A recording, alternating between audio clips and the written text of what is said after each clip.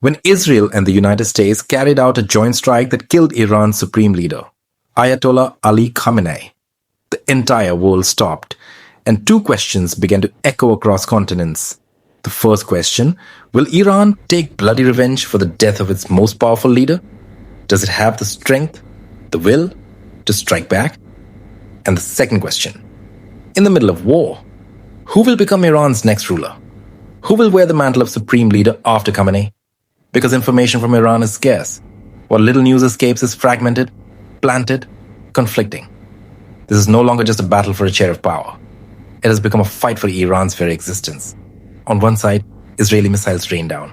On the other, Iran responds across the Gulf. The region trembles under escalating attacks. But amid all of this, there is a leadership vacuum. And filling that vacuum without Khamenei seems almost impossible. Yet, history does not pause. Someone will rise. And that is where the most sensitive question begins. After decades of condemning dynastic politics, will the key to power now pass into the hands of Khamenei's own son? Was the revolution that overthrew a royal dynasty only meant to replace one Shah with another wearing a turban? All eyes now turn toward Mujtaba Khamenei. For years, he has been viewed as the quiet heir apparent, a shadow figure operating behind the scenes. In a nation of more than 80 million people, very few truly know him. He rarely appears in public. He contests no elections. But experts say his silence is his strength. He is believed to have maintained deep ties with top military generals. Some even describe him as the bridge between Iran's Revolutionary Guards and his father's inner circle. There are claims that little moves within intelligence agencies or foreign missions without his approval, and yet there is resistance. Because Ayatollah Khamenei spent a lifetime opposing dynastic succession. He rejected the idea that a ruler's son automatically becomes ruler. He insisted positions must be earned by merit, not inherited by blood. So if Mujtaba rises, is that not a contradiction? Is it not hypocrisy? These questions revive old suspicions, especially after the mysterious death of Ibrahim Raisi in a helicopter crash. Raisi was widely seen as the natural successor. He had religious credentials, administrative experience, public recognition.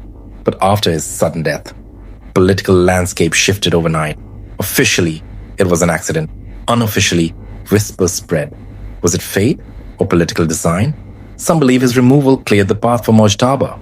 With Raisi gone, a powerful assembly of experts now faces limited options. And this is where the Islamic Revolutionary Guard Corps, the IRGC, becomes crucial. The IRGC is not just a military force.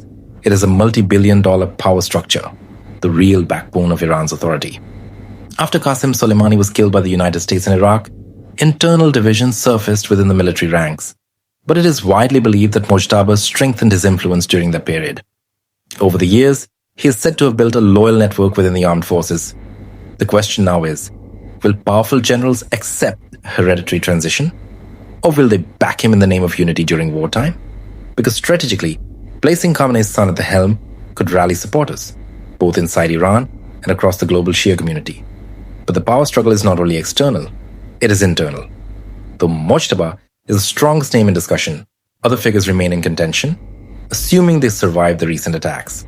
One such name mentioned is Alireza Arafi, among others. But this is no ordinary political race. It is a clash between Iran's old religious establishment and its emerging power centers.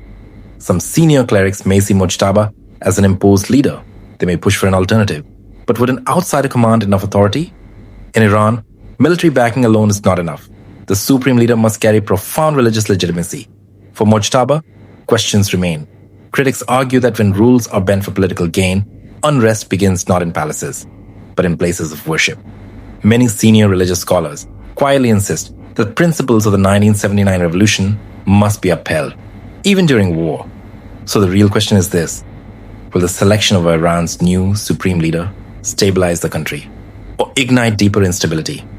Khamenei's death has placed Iran at a historic crossroads. An external war rages, an internal succession battle simmers. The nation mourns on the surface, but beneath that mourning, the struggle for power burns. Mujtaba Khamenei may be the strongest contender, but he does not yet carry the uncontested religious authority his father possessed. Will this new leadership protect Iran? Will it avenge Khamenei's death? Or will it lead the country into a new era of uncertainty? Iran's future now hangs in the balance. Will it be decided by a private will, by negotiations behind closed doors in the assembly of experts, or by the pressure of the streets of Tehran? The world watches, and history waits.